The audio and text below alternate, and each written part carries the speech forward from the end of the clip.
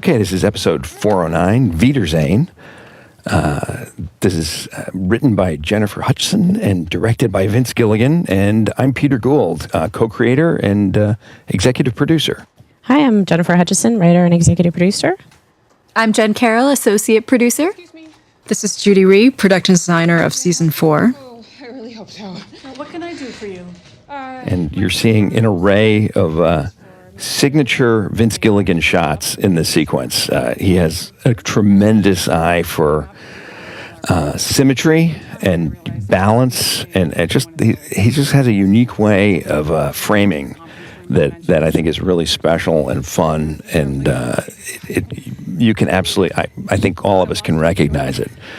There's coming up, there's some that are just beautifully, evenly split, and it's terrific. Now, Judy, is this, oh, look at that. That is as symmetrical as it gets.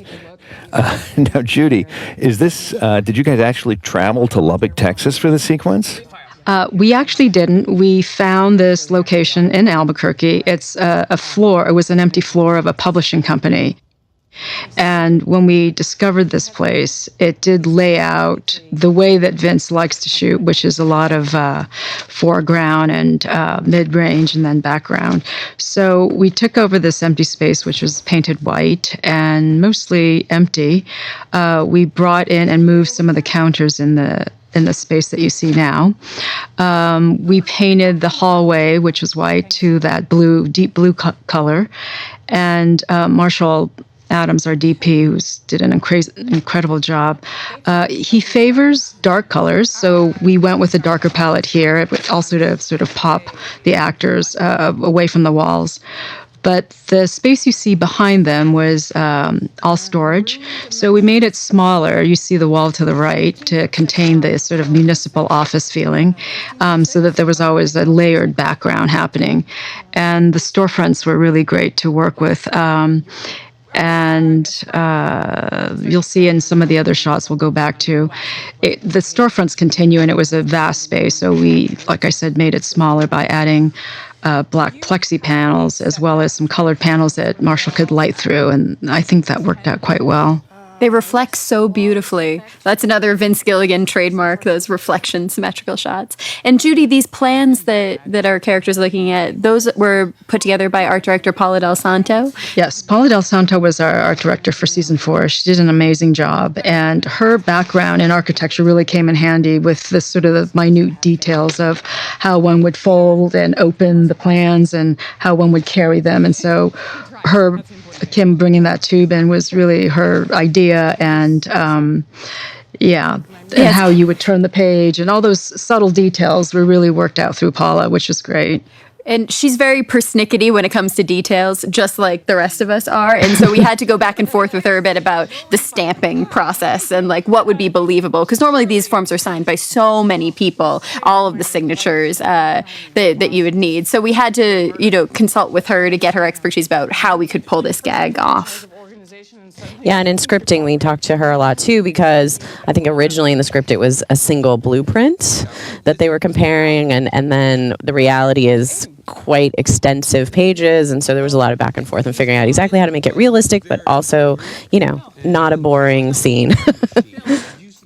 Paula also drew up, I'll just mention, she's drawn up amazing blueprints of the final Superlab in Breaking Bad. And we'll see what we end up doing with those. But they show a lot of secrets and angles and thoughts about the Superlab that you maybe no one's thought of until now. It's very exciting. Anyway, and here's the man. Yes, with his incredible flip-flop action that Rhea especially enjoyed. Yeah. Now, this shot was really hard to get because we had to tilt the whole counter up. The grips had to put it up on a crazy angle that you can't. It looks normal here, but it's tilted at a complete diagonal to get the liquid to run out properly in the right direction. I love the sound of that flip-flops too. That sound was something we worked on in post. There's something about this scene that I find kind of interesting, which is that Jimmy and Kim are very much a couple. They've never talked about having a child. And yet here they have sort of an imaginary child that's a little bit, reminds me of Who's Afraid of Virginia Woolf. I do love that it's really just advantageous to their scam, though, because there is not further conversation about it later either. Yeah.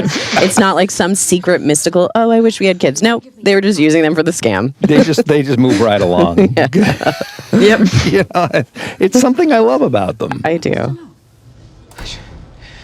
Are you sure? Go on. Okay. Get him. Okay.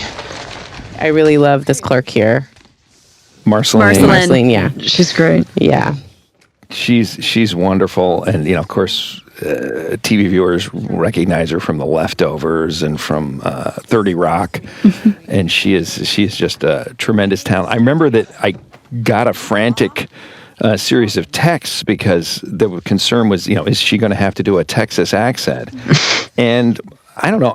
My observation is that when you go to Texas or any other part of the country, not everybody has the same accent. Not at all. No, And right. so it felt right for her to use her own. I think she moved there for her husband. That's it. That's my story. I like Rhee's look here. Yeah. So it's great. good. That's There how was- you know it's the scam. There is another scene which you can see on the deleted scenes, which actually followed this, where Kim comes out of the city hall and throws her crutches aside. But I think there's nothing better than ending on Kim's look there and the stamping. It tells the story. Yeah. You know that she's happy, that it worked. Yeah. And poor Rhea, after all those episodes of being in the cast, opening up the script and seeing that she's on crutches. She must have had a heart attack.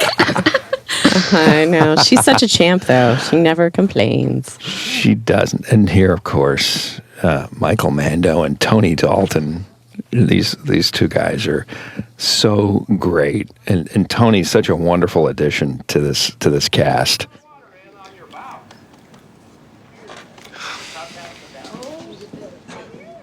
Here we're back at the Casa Tranquila, which we've seen many times. And this is a tricky match for Judy and her team because we've seen this very room several times in a variety of different layouts. So we had to figure out which one to match to that would work best for the scene because Vince really wanted that beautiful silhouette right up next to the window. Right. When we walked in to scout that place, we realized there were some elements that had changed, and we decided to leave them and not change them back. And I think it's subtle enough where it's not jarring. I think the good news is that there's years in between these scenes. Yes. So Oh, you sure. can imagine that there are little changes that have been wrong. And also, by the way, Right. when you've got Mark Margolis Yeah. and Michael Mando and Tony Dalton in the scene, I don't know that I'm looking at the air conditioner ducts. Exactly. Oh, So I no. think it was a really, really good decision. And it's this of course is the origin story of the bell. Yes, the infamous bell. We had talked about, we'd always talked about once we knew we were going to put Hector in the wheelchair, when did he get the bell? And it didn't seem like a bell that any, medical professional would have given him. It's a really weird, elaborate bell. And it always reminded pretty much all of us on the show, even back in the day on Breaking Bad, of like a hotel, a hotel call bell. And so when we got it, we were just going to do it. And then the idea of giving it the backstory came up and giving sort of Tony here a wonderful chance to do this monologue. And then it was, okay, well, what's the story of this bell? It must be from a hotel. What happened at this hotel? And then it all kind of grew from there. One of the things you have to appreciate about the Salamancas is that they're still rallying around their fallen leader. That Hector may be down, but he's not out. And I love the way Tony talks to Hector and observes him. And you can see that these two guys, however strange it is, they have a kind of strange, nasty bond between them. And I find that kind of fascinating. And of course, Michael Mando's character, Nacho, is completely left out of this this moment, which is terrific. The other thing I love about the way you guys shot this in Albuquerque, Vince and Marshall, is this strong backlight. It gives, at certain moments, there's almost a mystical quality to this bell origin when when it shows up, and we get the light shining right into the lens, and it just has a tremendous. It feels important. It's interesting because you could imagine this scene shot in a very pedestrian way that would kind of go right past the moment. But I feel when I watch this, I know this is a very special bell and a special moment in its own strange way. It keeps Hector a part of the story by keeping him framed that way, as opposed to just featuring Lalo as he tells the story. Like they're completely bonded in that moment. It's so true. It's so true. There's intimacy. Yeah. They're very devoted to him. While they're talking about burning books and burning books and burning people, and it's awful. But there you go. It's now everyone in this retirement home is going to love this bell. This is a wonderful addition to their lives. Oh, these background actors were wonderful. Yeah. And a lot of the close-ups we saw of them at the beginning were, they knew they were being recorded, but they were just going about their business, working on their puzzles. They were wonderful all night. Yeah, get that guy out of here. Poor Nacho. Everything just gets worse and worse for him. It really does. He gets Hector out of the way, and now he's still a problem. and of course, Hector's the one who's more or less saying, "This guy's listening. Maybe we've got things to talk about that he shouldn't hear." Tío, hablemos del chileno. And of course, the topic turns to none other than Gustavo Fring. And this is a moment that you wrote into the script, Jenny. That it's just beautifully realized. This lady, Great. moving her purse. I love this lady too. Yeah. It just felt like really acknowledging the world that they're in right now. How would they really react to these guys? I like staying in Nacho's point of view too and not hearing this conversation. Because Lalo's still a little bit of a mystery to us. Exactly. As he will be. He will be for a little while here. He's he's a lighthearted mystery. Yes. Now, where is this diner? Oh, it's out in the boonies. It's in Berlin. Berlin. Yeah. Berlin. It's literally in the middle of nowhere. It's the diner that the railroad uses. So it's open 24 hours a day so that all of the, conductors and engineers can walk from the station to it. And so we had to get a food truck for all the railroad folks to use while we were, taking it over for the day. We're right in the middle of I'll reveal as we record this. We're right in the middle of starting to break season 6. And Season 5. Oh, I'm sorry. There, I'm jumping ahead. But we're just starting to break season 5, and I keep coming back to this conversation in the room. We keep coming back to thinking about it and thinking about everything that goes on in this scene. And Jenny, do you want to? What were you thinking about as you wrote this? I feel like the scene it's a little bit about a couple that doesn't want to deal with kind of the problems that they're having. Obviously they had a bit of a slight estrangement in the last episode, came back together at the end of a scam. Now they've done another scam because, when they do scams, they're good. It's a good feeling, and then they don't have to deal with their deeper problems. And I think this conversation is kind of hinting at those deeper problems, but neither of them really wants to explore it. Jimmy gets close to really pushing in this scene, and Kim kind of puts up a bit of a wall, and he literally actually says okay, and kind of pulls back from it. But I think this really bodes for, again, this is a couple, they clearly love each other, there's clearly a strong bond, but it really bodes ill for sort of these deeper problems that they have. Yeah, they just don't seem to talk about things until this episode. No. Later in this episode, of course, they have their big blow up. One of the things I love about both of these scenes, this is a scene of conflict that's kind of under the surface, and later on it bubbles up. They both have very strong points of view, and you can make a good argument for both of them. Yes, exactly. So we had to have Vince call in a favor with friend of the show, Jimmy Buffett, to get the clearances on this T-shirt. Oh, that's great. And Jennifer Bryan's team had to go on eBay to just find these very classic shirts that Vince was looking for, like something super vintage from this particular concert tour. Oh man, so how did you build this? So this was a rig that we built to show Light the stick of dynamite as well as to see his eye on the rears. And that's a classic Vince shot. And here's this amazing sequence with these guys. And Kai was your invention.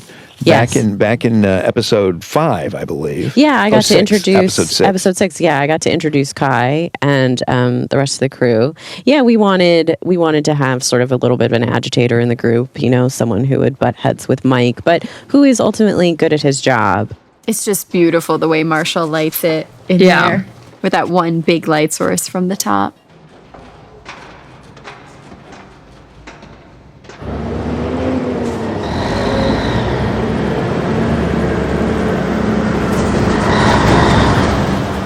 Ben Bohm, who plays Kai, is just a very eye-catching actor. He's really good. And then of course here comes Tyrus, Ray Campbell, driving this big truck. And the trick here is that driving a big semi like that is actually not something everybody can do. It takes a lot of training.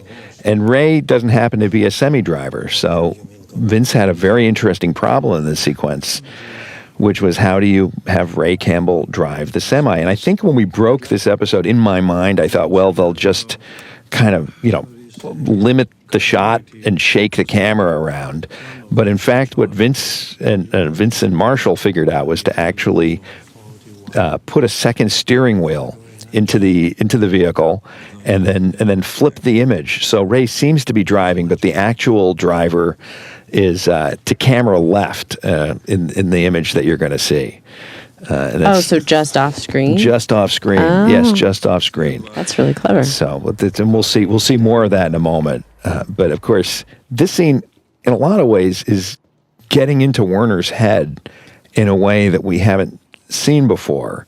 And what do you think is going on with Werner here? Yeah, we talked a lot about his character and what would kind of propel his actions at the end of this episode. And it really is paired with the previous episode, this idea that he later discusses of this is a long job. He's been in isolation with these guys for a long time. And while everybody else gets to blow off steam, it actually makes it harder for him because that doesn't work for him, essentially. Mm-hmm. And so I think that stress and anxiety of what he's been doing, how long the job's taking, these little mistakes that have happened, they really play out here. I mean, he's a pro. He knows what he's doing here. Obviously, he would be cautious, but he would not have panic attacks, checking his lines. But I think it's because he's in a mental state that he's not at his best. The way that Vince came up with this shot was he taped his iPhone to his foot with duct tape when we were just scouting out this stage set. And he hit record and he recorded himself coming down because he wanted to see if it was possible to get that super high angle, really feel like you're moving with Werner. You're very close. It's very intimate. And then Marshall found a way to do it on the day where Paul was just, our camera operator was doing sort of a steady cam handheld look where he was following him down very, very close. That's probably more practical than having Reiner strap a camera to his foot and try to go down several sets of stairs. While having a panic attack. Yes, while acting. No. I love the way that his helmet lights up the Wiedersehen. Yeah. Which is how we get our title for this episode. He was a great actor. So good. And this is his first major American role for TV, I really? think. Yeah. He did an amazing job. Yeah.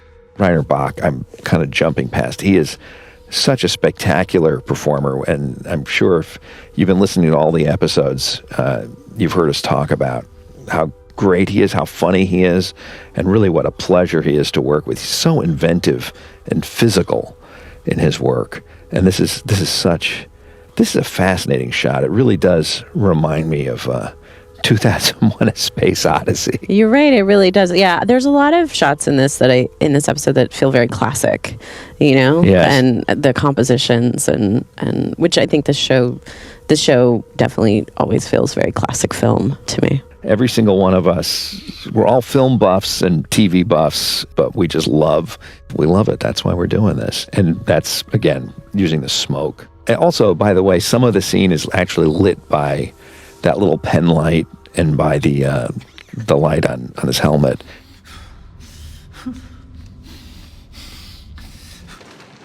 Back to the laundry facility location. How much of this matched Breaking Bad, or how much do you have to bring in? For the laundry facility, it was mostly similar. The big challenge here was that the hero machine that gets tilted back was actually not there anymore. So how do you came up the workaround. locate it? Yeah. Yeah. Well, it's so convenient that you need to put up that vinyl, Right. That was to hide the the entrance. solution. That machine was not there in the beginning. Gave them access to the pit. That's a great solution. Okay, now we're going to see what I talked about earlier about the flipping. This, of course, we didn't need to flip because it's you don't see Rhea in it, but boy, and now there you go. This is a shot, and you get to see the great thing about shooting it this way. You get to see the whole truck behind him and the lights moving over the truck, and but there to the left, the real driver is actually driving the truck. Movie magic. It is movie magic. Those are my favorite kinds of effects because it's just very basic in camera. And to me, that is magical in the purest sense. How great is this music by Dave Porter here too? It's score.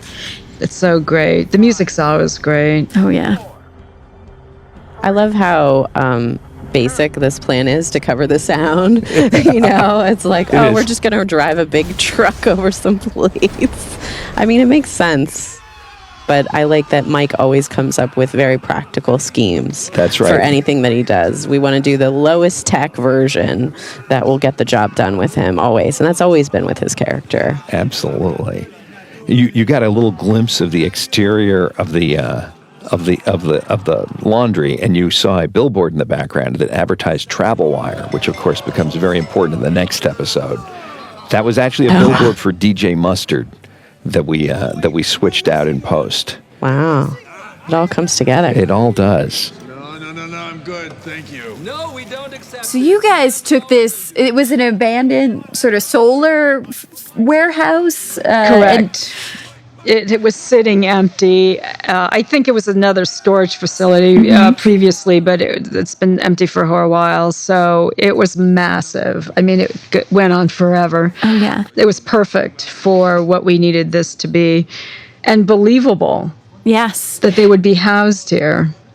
How did you come up with the idea to bring the trailers in for them to live in? That was actually scripted as mobile homes. Right. And we found these up in Santa Fe. And of course, we had to make sure they would fit through to get at, into the space. It was very tight. It was very close. Oh, yeah.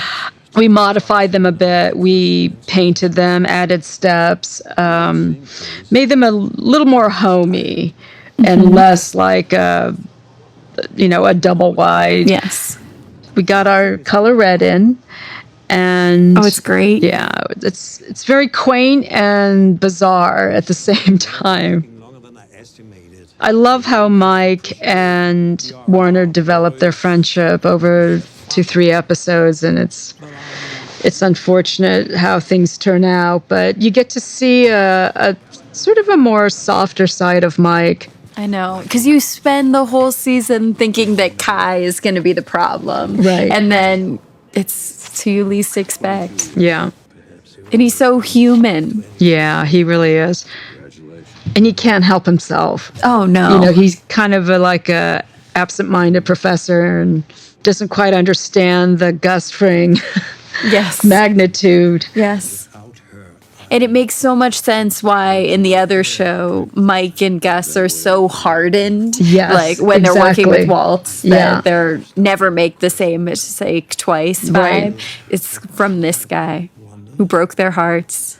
I like that. I especially like that interesting shot at the beginning of this because it kind of separates them in a way because we're so distant from them at the top of the scene that even when we move into this more intimate moment and get into these closer shots, I feel like it foreshadows this disconnect between them. You know, like they are trying to connect here, but we know ultimately this is, again, much like Jimmy and Kim, there's sort of something they're not really talking about. It's so true. And Werner is he's right on the edge, and Mike doesn't quite see it. Yeah. He's asking for something that's ridiculous, I guess. I mean, I guess it's really not possible for them to bring Werner's wife. I mean, she's unaware. She's a civilian. She's unaware of the whole thing. It just all seems like it would endanger the whole operation. Oh, his disappointment is so heartbreaking. I know, because he has that twinkle in his eye that just it gets extinguished. Yes, you're so sure that like his friend Mike will help him, and no, he can't. He can't. That he's one of the guys. Like he has beers with them, but at the end of the day, he's not part of their crew. He's their boss. He's management. Yep. But this is the thing where Mike just kind of fails to see just how deeply affected Werner is. And this is a mistake on Mike's part, which he doesn't make mistakes very often. Yep. He's half measure. Yeah. But Werner is also concealing. He very quickly conceals. That's true. That's true. We got a lot of dishonest people on this show. Speaking of dishonest people, here's the great Giancarlo Esposito. And it's always exciting to see him. And Harrison Thomas playing Lyle, who I don't think we've seen since season 2, but he is a really fine young actor and very good in this role. Yeah, and when we were coming up with this sequence, we actually did not originally think that this thing where Lyle recognizes Nacho. That was something that we came up with after we had kind of talked about the scene a bit, and then it was like, oh, he would remember Nacho. That was a really traumatic experience, and it ended up making the scene better. It gave us I think, a really interesting end to the sequence. And I think we've certainly discussed this on the podcast, but at this point in the season, Giancarlo had a skiing accident, so he was unable to walk. He basically could stand static in one position. So we ended up rewriting the previous scene to be in his office. It was originally he was going to be in the kitchen teaching one of his employees. And all this, anytime you see him move, it's a double, except for when he sits down. And man, he's still fascinating to watch. You can't take your eyes off him. And it was a directorial challenge for Vince in this episode, and in some of the other episodes, actually, the directors weren't able to shoot the scenes with Giancarlo, so other folks had to do it. It was an all hands on deck situation. Look at Nacho's face. The insincerity here. Yeah. It's just incredible. I love this look, too. I mean, Nacho's as well. Yes, it's wonderful. Yeah. Because Nacho he's really squeezed here. He's working for two masters. And he has no power. Nacho's really in a fix. One of the most interesting things about how Lalo has been written by Jenny and Peter and the folks is that he's one of the few characters who switches back and forth between English and Spanish so seamlessly, which is something you see people do in real life all the time, especially in New Mexico. But he's so fluid when he does it. He doesn't break character at all. Yep. So when you originally indicated this character of Lalo, and we started talking about bringing Lalo into this show because we kind of had an idea we would, what were your hopes for this character? I thought we needed to strike a different note with the Salamancas. We've had Salamancas who are very direct in their approach, to put it mildly. You know, they're all like the cousins are sort of hammers or axes, depending on how you look at it. And I thought we needed maybe a Salamanca who is a worthy adversary for Gus Fring. somebody who is not as easily manipulated, and someone who maybe sees a little bit through Fring's act. I mean, if you think about it, on Breaking Bad, we saw the backstory of what happened to Gustavo Fring's friend Max at Don Eladio's swimming pool. He was shot in the head, of course, by Tio, by Hector Salamanca. And yet now, in the current time, we see that they're really relying on Gus Fring. And I thought somebody should be raising the thought that maybe Fring isn't exactly what he seems to be. And this is the man to do it. And I just thought we should just hit a different note. Yeah. And boy, Tony was, I think, everything we talked about in the writer's room and more, because he's so charming and also so indirect. It's just terrific. But really scary. I find this character, I would not want to be in a room with him. That's true. You know? That's true. That's true. And those of you who watch the rest of the season know that's a very good choice to stay out of the room. Yeah, the amount that you like Lalo makes him feel even more dangerous. Oh, yeah. When Vince was scouting this, he was struggling to find an angle of this restaurant that we hadn't seen yet. And I think he found it. That He one absolutely is beautiful. did. Yeah. And by the way, look at those shoes Tony has. Again, Gennifer Bryan, our costume designer, finds a new angle on all these characters. He's kind of Western, but he also has those very comfortable shoes. Yeah. It's I don't know. It's a very interesting. It's a very interesting character, and of course, Nacho's got a new car. Yes. And there's a little bit of an ad from our actor here.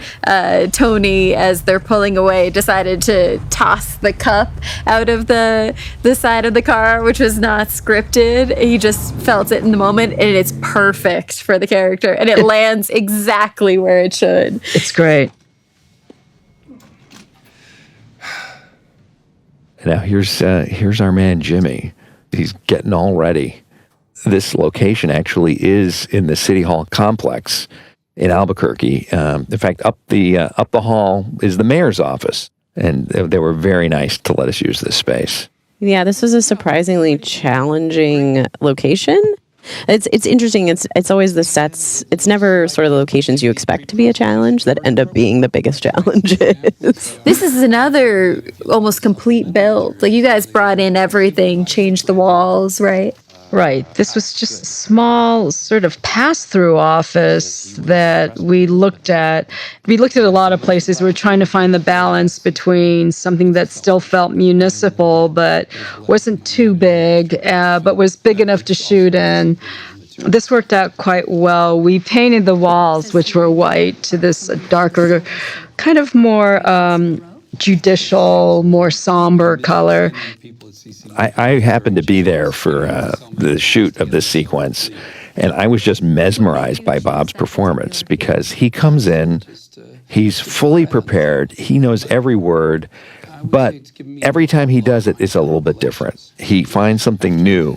It's one of the things that's interesting, cutting-wise, is that we have a broad selection of different reads or different angles on the moments, and it's just terrific. He's just a remarkable actor. Yeah, it's always wonderful when an actor comes in with a long scene, a monologue, but is not rote, because they clearly have to rehearse so much. I mean, they have to rehearse so much for everything, but especially for these, because they are so wordy, to be able to come in and give you different flavors and not be completely locked into a performance that's tied to their memorization of the lines.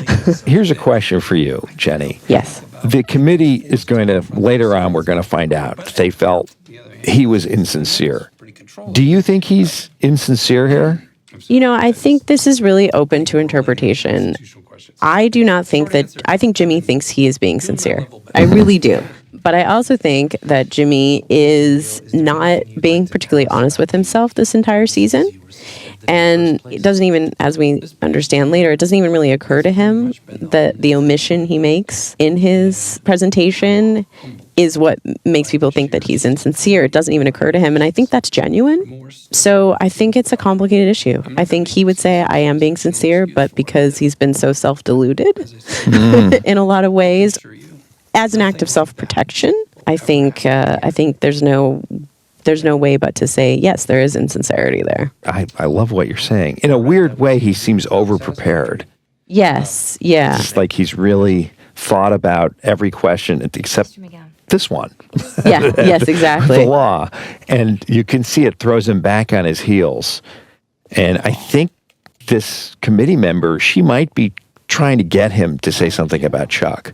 It feels to me like she's thought about this. Oh, she's so on his side here. Yeah. Like they're hoping that he'll give the right answer. Exactly. And he has the opportunity to sort of come to terms with his brother and how he feels with the law, and he gives them such a BS answer.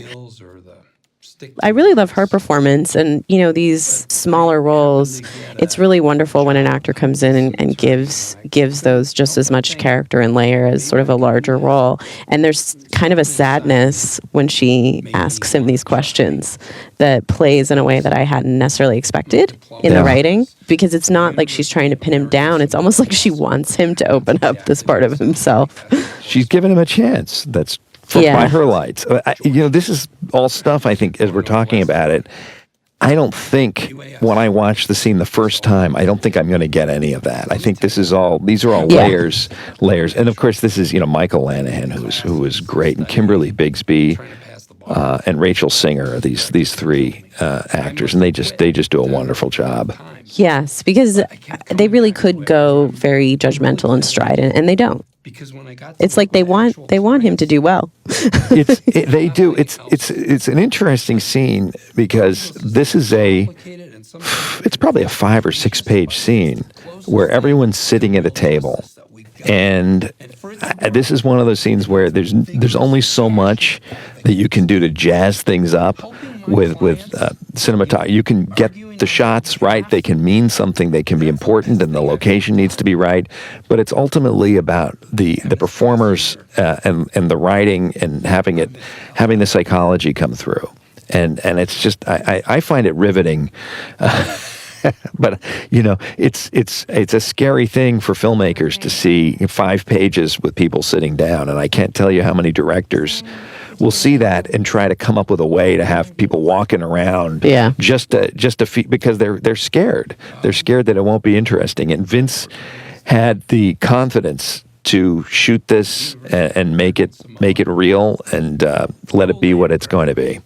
Yeah, and I mean, I think the privilege of this show is to have such strong performers in general, but especially in this scene, Bob, he holds attention. He does, and he thinks he's doing great until there. Yeah, he really does. It's all there. It's all there. If you're making a sandwich, you're not going to be able to understand what's going on. This is some of the best acting Bob's done for this show. This whole season. Riviera. Yeah.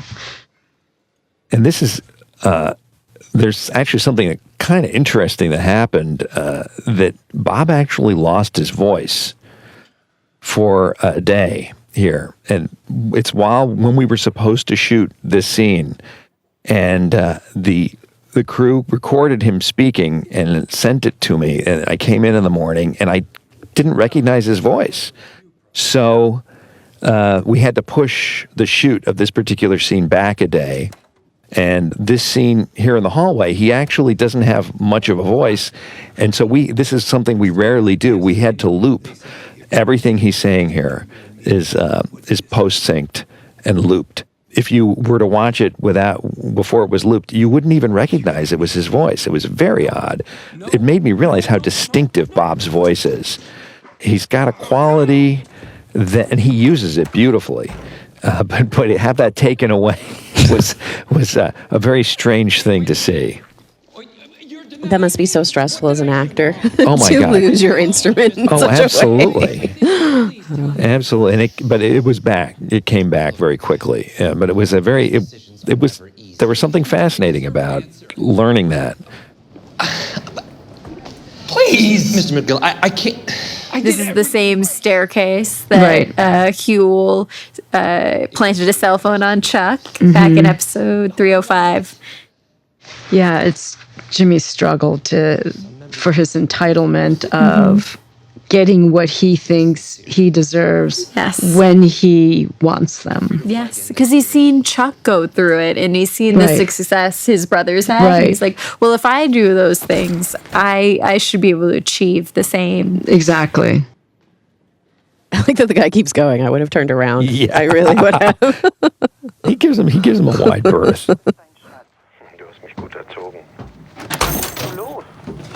Hey, Mike. Hey. Oh, how goes Here are Mike's guys in this trailer. Volleyball. That guy Kai cheats. How do you cheat at volleyball? I don't know. Kai would find a way. He's squirrely. I think it's probably one of those things of calling technicalities, that aren't there. Mm-hmm. So when you guys bought this trailer, did it have that wood paneling already? No, we added that. It was white walls. Once again, had no texture. Yeah, it's retro. And I love it. And you guys installed that huge wall of monitors. Yes, we added a plug actually that we could pull to get behind them. Right. I don't know that we ever used it, but it was an option that I thought could come in handy. Mm-hmm. Yeah, it was the wall of monitors that had to be a specific layout. We went through a few reiterations of that, and we finally landed on that, which I think works quite well. This is a very interesting cue that Dave Porter wrote for Werner's transformation. I love how this moment plays because you just know something's going on with this guy. Yeah, it really is sort of the way that you get into it is this music cue. This was a shot that Vincent on a crazy long lens. I wish Marshall were here to say what it was, but it was like maybe a 300 that was doubled, like way, way back in that warehouse. But I love how it compresses the whole space. So great. Yeah. In the sound mix, we had it. One version where you heard a lot of the volleyball and a lot of the guys, and they were very strong on the soundtrack. And when we got rid of that and went more with the music, it became a little bit magical to me. So it's a very interesting thing. Those choices that you make right at the end of the process make a big difference. Yeah. I love this moment with Kim because you can see that she believes in Jimmy. She's so 100% convinced that he's going to get his license back. Yeah, even throughout the season, there's some moments where you question if they're going to make it, and perhaps internally she's struggling with that, but then she always comes around to support her man. Yeah. I love how excited she is for Jimmy here, and it's just really heartbreaking. It truly is. They both completely believe that everything's going to be fine, and he's just going to get his license back. Yeah, things might have gone very differently if he had got his license back right in this episode. Yes. She sees the best in him. Yeah. So the real question going forward of how is she going to relate to Saul Goodman? We know what she's like with Jimmy Miguel. She believes in Jimmy and she loves Jimmy, but how much longer is Jimmy going to stick around? Yeah. This, I believe, was Vince's idea to have these shots. And this is actually the driver's Jeremy Fry, who was also a stunt driver in Baby Driver. And there you've seen most of his work, and this is Jeremy Fry's last shot. But I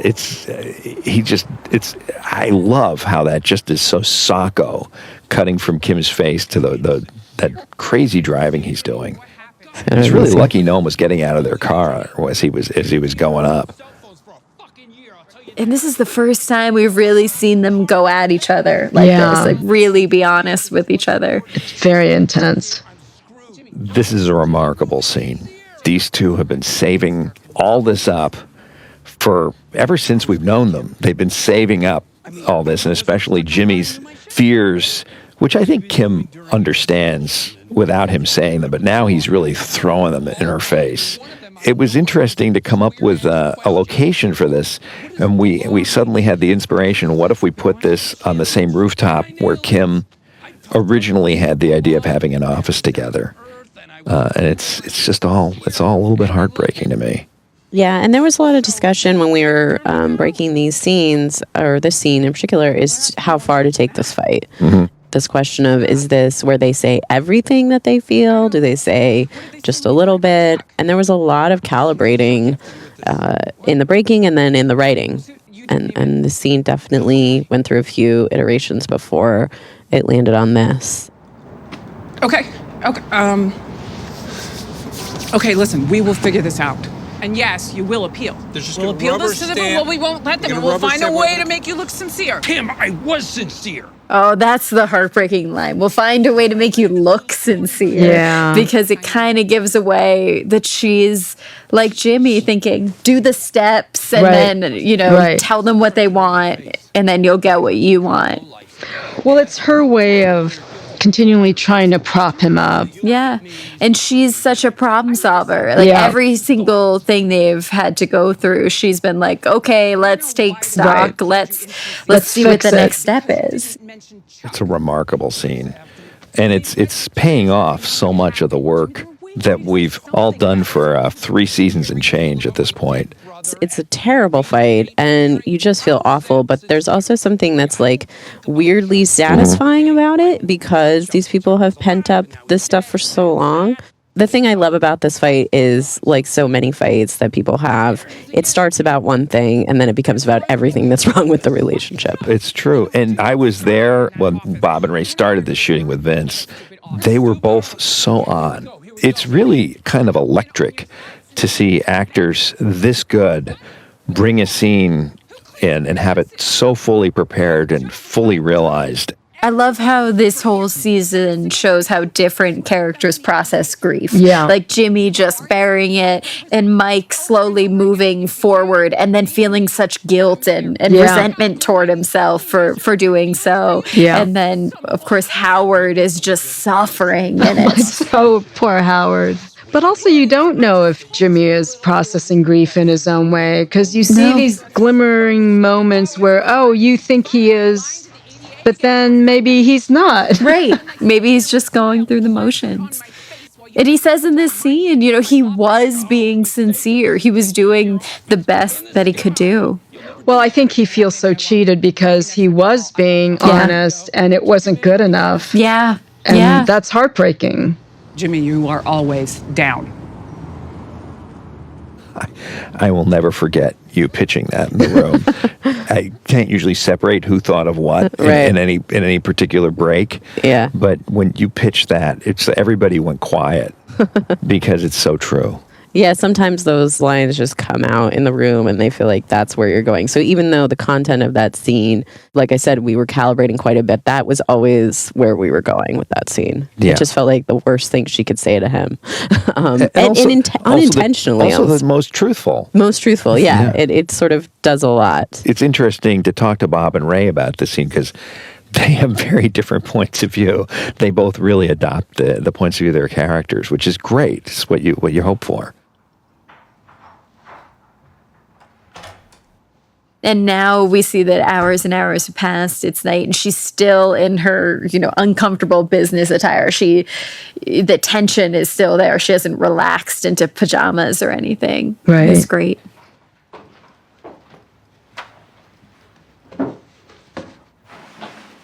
I love this shot with the mirror and this beautiful set that you'd made some adjustments to so that we could get the down the barrel, see the whole thing. Yeah, it was actually minor adjustments, but it made a huge difference in what you're able to see and kind of get a different orientation to the space. It's interesting with a set like this that we've been in so many times before. I've never seen these compositions and this way of laying out a scene and using the mirror the way that Vince does here. Vince, Rhee, and Bob practiced the scene on the weekend before he shot it just to make sure that there's so much that needs to be accomplished in such a short scene that they rehearsed it over and over to get all of the beats in. Oh, it completely pays off. Mm-hmm. It's a tricky scene too because there's so little said. They've already said everything.